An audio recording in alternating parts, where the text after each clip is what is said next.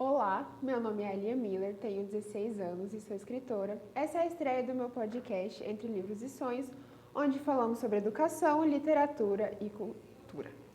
Esse aqui é o professor Eli. Nós vamos conversar hoje sobre a redação do Enem e dicas para esse evento tão aguardado por estudantes do Brasil todo. Professor Eli. Boa tarde a todas as pessoas que estão nos assistindo.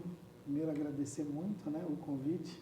É sempre bom poder falar sobre educação e, no caso, especificamente sobre o Enem, que é tão importante para milhões de pessoas que vão enfrentar essa avaliação no final do ano.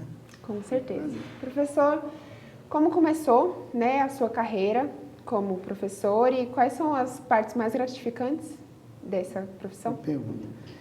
Eu estudei na UNB, eu comecei cursando tradução, depois mudei para letras. Quando eu estava na UNB, eu comecei a cursar matérias do curso de letras, acabei me envolvendo, comecei a dar aula já aos 19 anos e até hoje leciono.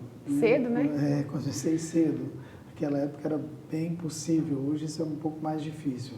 Uhum. Mas logo que eu estava na universidade, um pouquinho depois, 2 anos depois, eu já comecei a lecionar e nunca abandonei. Então, toda a minha vida profissional, eu sempre fui professor, sempre. E ao lado de ser professor, eu tornei-me coordenador geral de escola, diretor, sou revisor, trabalho, mas sempre na área de educação.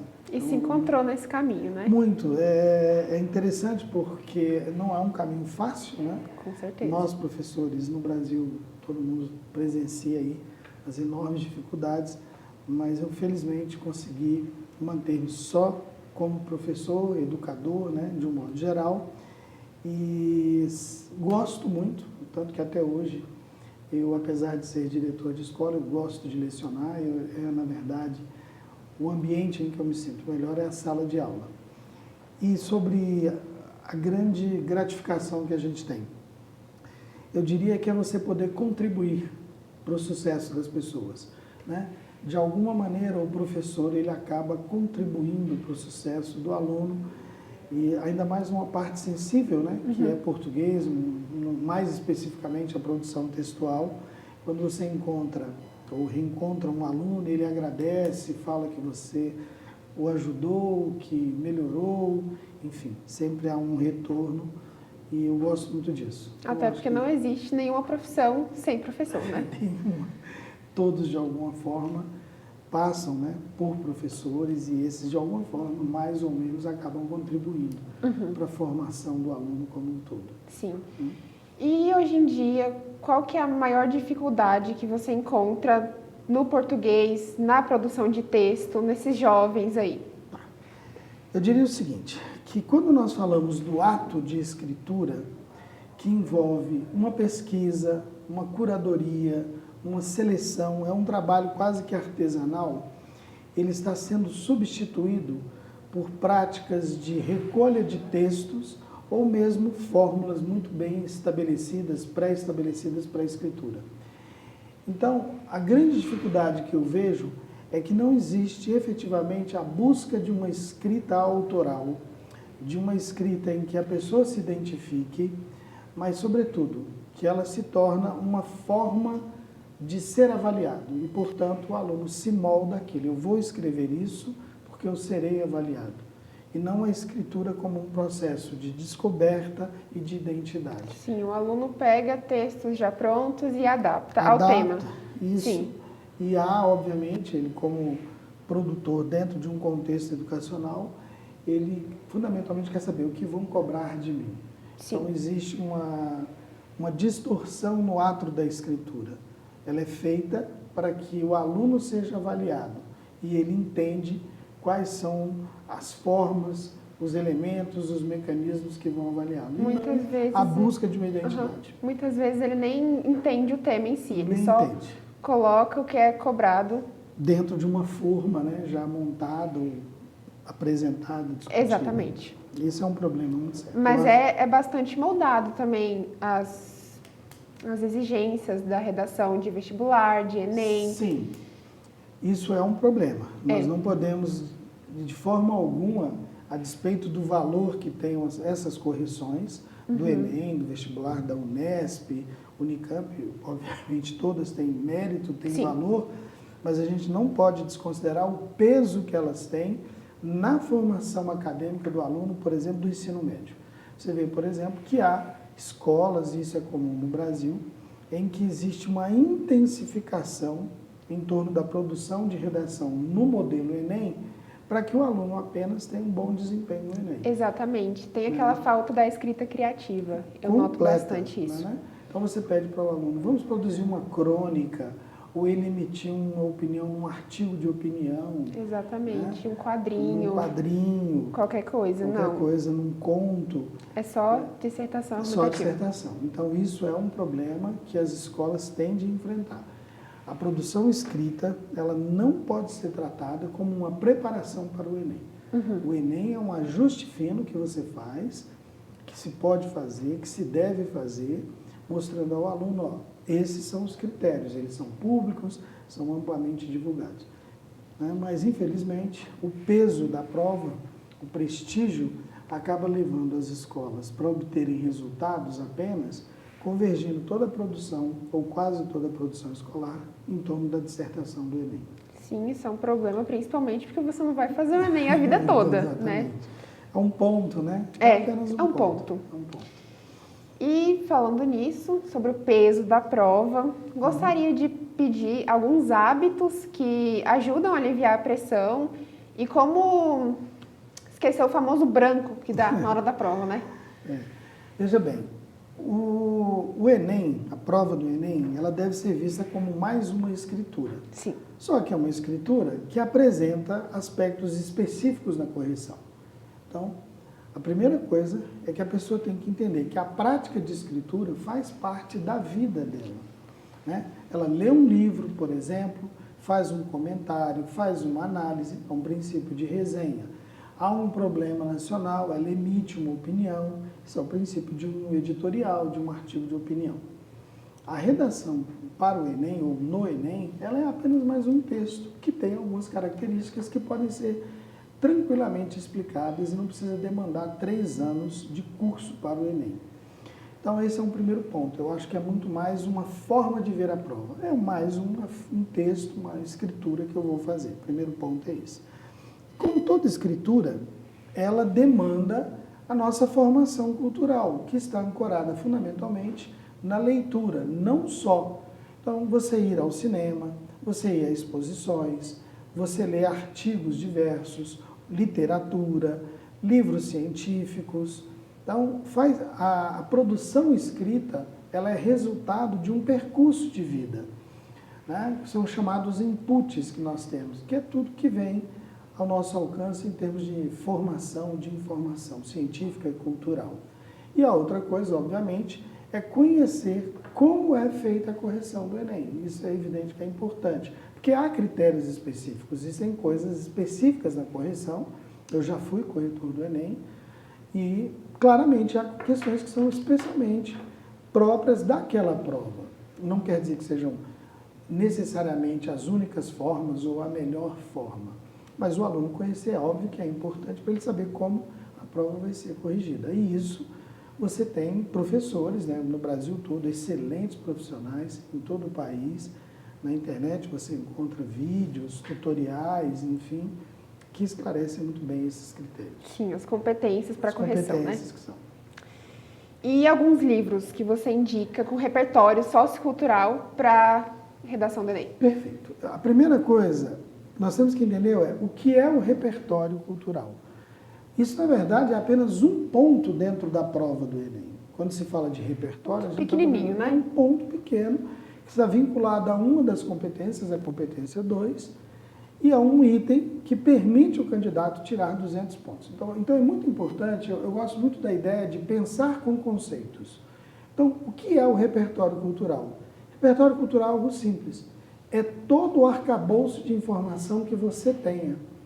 Então, você gosta de séries, Netflix, isso faz parte do seu repertório cultural. Você gosta de ouvir música, as letras fazem parte do seu repertório cultural. Você gosta de cinema, faz parte do seu repertório cultural. Você gosta de livros de ficção científica, faz parte do seu repertório cultural. O seu conhecimento em história, sociologia, filosofia, química, geografia, tudo faz parte do seu repertório cultural. Quando nós falamos de repertório cultural, o conceito ele abrange todo o conhecimento que o indivíduo tem ao longo da sua vida. A questão é como esse repertório cultural é considerado na prova do Enem. Isso houve uma distorção, há uma clara distorção no Brasil, que parece muitas vezes que o aluno ele tem que ter fórmulas pré-estabelecidas, frases, e não se trata disso. Repertório cultural é todo o conhecimento que você tem. E esse conhecimento ele é avaliado dentro da prova, entendeu? Existem, né, ali muitas páginas em Instagram, Twitter, que postam diariamente frases prontas e que muitos alunos acabam colocando na redação sem ser pertinente ao tema. Perfeito. Eu sou um crítico assim contundente dessa prática, tanto de professores que incentivam isso, porque há claramente um desvio, uma corrupção na questão da leitura, da formação intelectual do aluno, quanto do aluno que é vítima disso. E a questão é muito simples. O que acontece? No Enem, quando se olha o item de repertório cultural, como é que funciona basicamente a correção? Primeiro, repertório cultural é toda e qualquer informação que você tenha, ok? Você tem informação que está no que nós chamamos de coletânea, que são os textos motivadores. Todas aquelas informações fazem parte do seu repertório cultural, tudo bem? A questão é, se eu uso essas informações na prova, o valor delas é tão expressivo quanto eu usar informações externas que não estejam na coletânea? Não. No Enem, é fundamental que você traga informações além das que estão na coletânea. É o que nós chamamos de um repertório cultural externo. Só que esse repertório ele é avaliado em diferentes aspectos. Primeira coisa, existe um conceito chamado de legitimado e não legitimado. O que é legitimado? Aquilo que você informa, que está externo ao que eu disse, a chamada coletânea, tem valor científico, ele tem respaldo cultural, de um modo mais simples. A informação é correta? Sim ou não? Se ela não é correta, ela não é legitimada. Quando eu falo legitimado, quer dizer apenas o seguinte, o que eu estou afirmando no meu texto tem respaldo, é correto com a ciência, com a cultura, com a arte? Esse é o primeiro ponto. Segundo ponto, aquilo que você está citando é pertinente à discussão?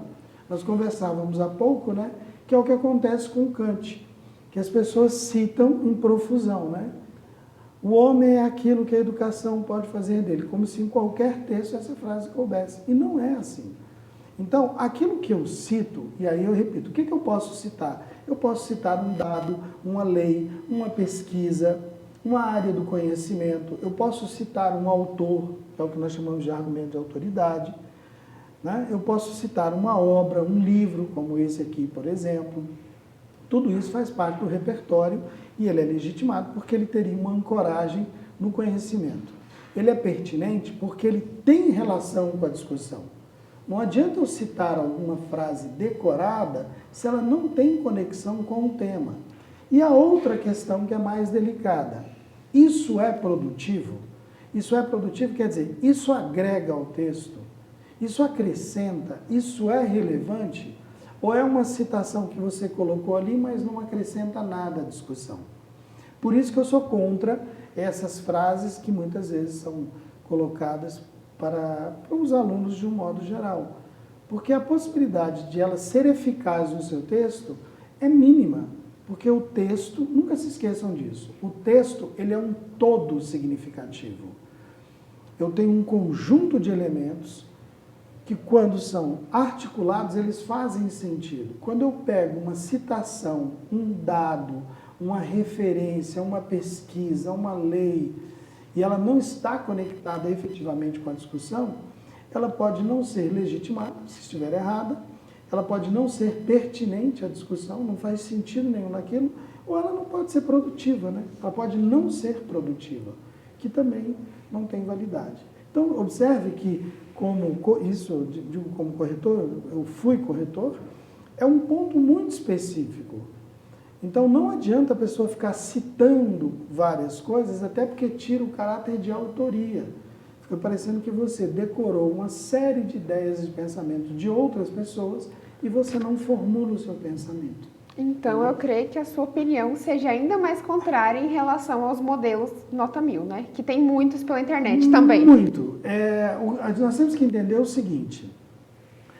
Em um universo de 3, 4 milhões, vamos raciocinar, em um universo de 3, 4 milhões de pessoas fazendo a prova, é plausível que apenas 70, 72 participantes tenham nota 1000?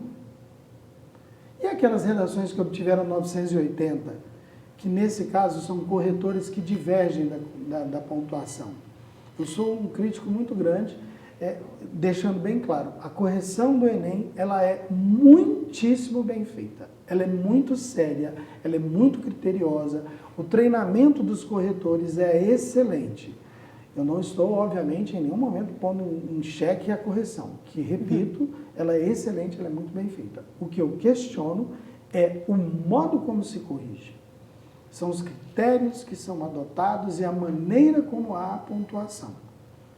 Mas a correção, obviamente, ela é muito bem feita. Por isso que demora tanto para ser o resultado. Um dos aspectos é isso.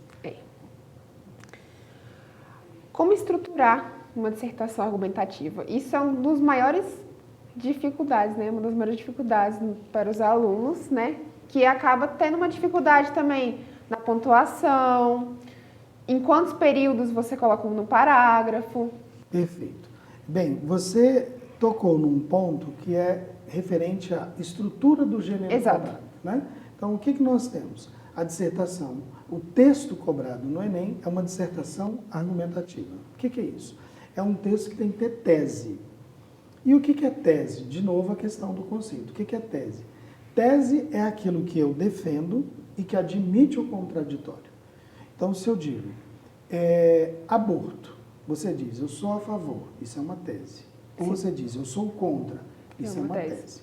Então, tese é o posicionamento que eu assumo diante de uma discussão e que admite o contraditório. Sim. Tudo bem? O texto argumentativo do Enem, ele é o chamado texto cartesiano ou da escola francesa. Ele tem 3 partes: a introdução, o desenvolvimento e a conclusão, ok? Então, a primeira coisa que o participante deve ter claro é que o texto dele tem de ter essas partes bem evidentes, extremamente claras, nítidas. E aí nós vamos para um outro nível, que é como é que eu devo me portar na introdução do texto, que é a primeira parte. Sim. De um modo geral, eu diria o seguinte: é fundamental que o leitor, ao ler a introdução, entenda o que será discutido e perceba a tese que é defendida pelo redator. Porque existem diversos tipos de introdução. Quando nós falamos de introdução, eu tenho diversas formas, mas no Enem... Quais são as 3 principais? Vamos lá, particularmente de que eu gosto, né? Não necessariamente as melhores. Existe a chamada introdução e enquadramento, que é essa que eu estou falando, em que você apresenta o problema e você apresenta a tese. Sim. Eu posso ter uma introdução que seja uma alusão histórica ou citação. E observe que a alusão histórica ou a citação, ela já constitui um repertório cultural, bem? Se ele não estiver na coletânea, ele é legitimado e ele pode ser, obviamente, ele tem de ser pertinente à discussão, claro, né? E a tendência é de que ele seja produtivo. Então, é uma outra modalidade que eu particularmente gosto de chamar de introdução ilustrativa. É aquilo em que eu vou fazer um exemplo, uma citação, uma alusão histórica, eu coloco isso num campo que eu chamo de ilustrativo. Sim. E uma outra modalidade, que não é tão comum, não é muito usada, é a introdução interrogativa, em que você formula perguntas que serão respondidas ao longo do desenvolvimento. Então, você observa que são 3 estratégias diferentes. Agora, no Enem, por uma questão de tradição, né, a orientação dos professores, de um modo geral, caminha para que seja o primeiro tipo que eu falei, que eu estou chamando de introdução e enquadramento, em que eu apresento o problema e evidencio a tese. Isso não impede que nela tenha uma citação, que ela tenha um exemplo. Claro. Tudo bem? A última parte do texto é um tipo de conclusão. Isso é outra coisa importante. Existem diferentes tipos. Só que a conclusão do Enem ou no Enem, ela caminha para ser uma conclusão proposta. Onde você procura propostas para resolver o problema apresentado no texto. Você apresenta solução para resolver o problema ou para atenuar o problema. Isso é um detalhe muito importante para os participantes. Quando você apresenta uma proposta, não quer dizer que a sua proposta resolva o problema, claro, mas ela pode combater o problema. Ou amenizar. seja, eu posso mitigar, atenuar o problema sem necessariamente resolvê-lo, até por conta da complexidade. Sim. E no desenvolvimento, que eu recomendo que no caso do Enem tenha pelo menos dois parágrafos, isso é muito importante. Aí tem uma questão, né? O número de linhas na prova do Enem ele é muito pequeno, 30 linhas, 30 é um linhas. número reduzido. Quando você pensa nas possibilidades de análise, de discussão, você vê que é um número reduzido. Então a ideia é, eu tenho que ter uma introdução, que não tem um número de linhas, não existe esse mito, tem 4, 3,5, não é assim. Agora, obviamente, que você não pode fazer uma introdução cuja extensão dela seja 50% do texto, né? Alguma coisa está errada. Você tem que ter, obviamente, uma parametrização de equilíbrio, né, de senso crítico. Então, uma introdução, 2 parágrafos de desenvolvimento, a ideia clássica, né, que você desenvolve 2 ideias que você selecionou, que estão, em princípio, expostas na introdução, e a parte final, que é a proposta de intervenção, deixando bem claro, proposta de intervenção é apenas um tipo de conclusão. Não quer dizer que seja única, não quer dizer que seja melhor, não quer dizer que seja mais eficaz, mas é apenas aquela forma que o Enem usa ou sugere para a correção do texto. Tudo bem? Vou dar uma pausa aqui para agradecer os comentários, né, do chat, de professores, familiares, né? Muito obrigada pelo apoio que vocês estão me dando. Estou muito agradecida. Que bom. E agora gostaria de pedir sobre hábitos frequentes, né, para melhorar a escrita ao longo do tempo, até o final do ano, né? Para quem está aí nesse caminho do Enem, quem já se inscreveu. Perfeito. Eu vou dar 2 sugestões, 2 ou 3. A primeira delas é que você crie um diário de leitura. O que é um diário de leitura? É um gênero textual que você vai apresentar as suas reflexões sobre aquilo que você está lendo. Então, por exemplo, eu vou dar uma sugestão aqui. Esse livro, que é um clássico, acredito que muitos conheçam, consegue pegar, visualizar? Tudo bem? Esse livro é de 2011, né, Uma Breve História da Humanidade, Sapiens, é um clássico hoje no mundo e traz a trilha, né, do Homo Sapiens, né, da humanidade, e é muito, muito interessante. Agora, quando você lê, alguns gostam de grifar. Eu falo, crie um diário de leitura. Você lê uma parte, o primeiro capítulo, uma parte do primeiro capítulo, escreva sobre ele. Por quê? Porque ao escrever, você está refletindo sobre o texto, você está aprimorando a sua escrita de uma maneira muito natural. E a sua interpretação. E a sua interpretação é extremamente importante. Que é uma coisa importante, né? Isso é muito importante, você interpretar aquilo que você está lendo, né? Cada leitor tem um horizonte de recepção que está vinculado ao seu repertório cultural. Então, quando você lê um texto, você apreende mais ou menos de acordo com o seu repertório cultural. É uma forma de você ampliar. Então, a primeira coisa é isso. É um diário de leitura. Eu acho isso muito importante. Não adianta só ler. Muito cuidado, não adianta só ler.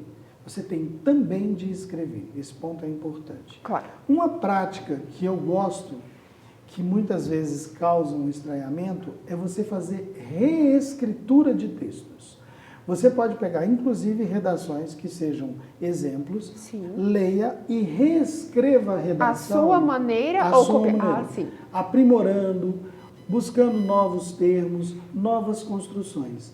O ato da reescritura, ele fortalece o seu domínio linguístico.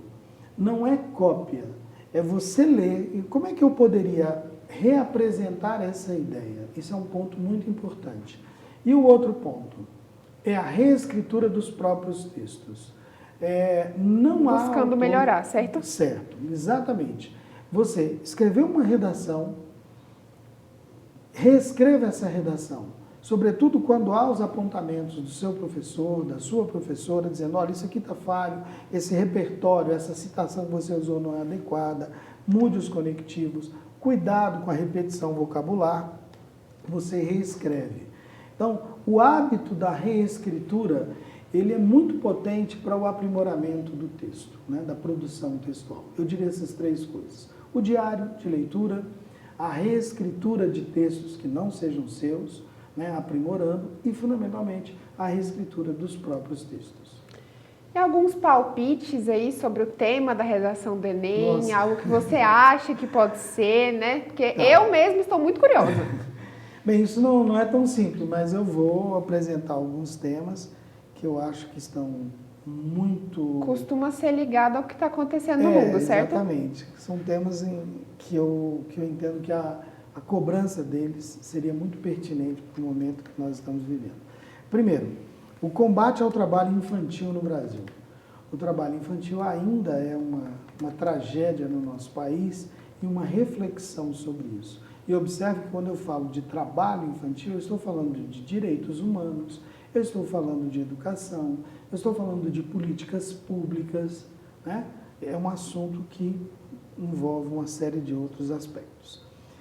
O combate à exploração sexual infantil no Brasil é um assunto que poderia ser cobrado também por ser uma das nossas tragédias sociais. Então, o trabalho infantil e a exploração sexual infantil no Brasil são 2 assuntos que eu acho muito fortes para uma prova. O consumo de bebidas alcoólicas por adolescentes e jovens, né? A bebida alcoólica, né, no Brasil, ela é vista como um ritual de pertencimento, de crescimento, iniciação à sociedade. Né? Você observa que em determinadas festas a própria família leva a bebida alcoólica para o garoto, fala, agora você pode beber, e assim por diante. E isso se tornou, obviamente, um problema. Então, o consumo de bebida alcoólica por adolescentes e jovens é um problema, na minha visão, de saúde pública e merece uma reflexão muito grande, muito importante, até por ser um consumo validado socialmente em muitos aspectos. O outro há um assunto de que eu gosto muito, que é urbanização em todos os seus aspectos. Mobilidade urbana, favelização, periferização. Então, pensando em um nesse guarda-chuva... tema se encaixa desmatamento e o fim das áreas verdes em cidades? Não, eu diria assim, que o processo de favelização ou de periferização, ele compromete o meio ambiente. Claro. Mas o meio ambiente eu teria uma discussão que pode ter um outro recorte. Sim. Mas tudo aquilo que envolve o mundo urbano, envolvendo mobilidade, favelização, periferização, são tópicos que eu acho muito fortes para uma prova do Enem. E, por último, os impactos da inteligência artificial na educação e no trabalho. Eu acho que são 5 temas muito fortes. Sim, eu acho também que pode cair bastante, principalmente a inteligência artificial, que está vindo muito forte, né, esse ano. Eu acho que a discussão e a reflexão sobre a inteligência artificial pode ser que nem caia, até por ser muito em moda, mas o refletir e o discutir sobre o uso, a aplicação e os impactos vai levar a outras questões. É claro. O que eu digo sempre. A nossa formação como leitor, como cidadão, como produtor textual, ela está vinculada muito aos inputs que nós temos, né? Que é o nosso repertório cultural de uma outra forma. Então, mesmo que não seja um tema que caia, né, que não vai cair, a discussão que ele suscita, que ele permite, ela é muito valiosa, né? Hoje, agora, você vê assim, as profissões que vão acabar no futuro. Então, isso impacta a vida de todo mundo, obviamente. Impacta, claro. E é um tema que gera bastante repercussão. Então, a gente vai ficando por aqui. Obrigado, professora Li. Caso queira vir mais vezes. Eu gostaria de agradecer a todos que assistiram, que ainda vão assistir. Gostaria de pedir temas que vocês queriam que estivesse aqui para os próximos episódios. E obrigada a todos, especialmente a minha mãe e a Sandra Taia, que fez possível esse acontecimento. É isso, obrigada!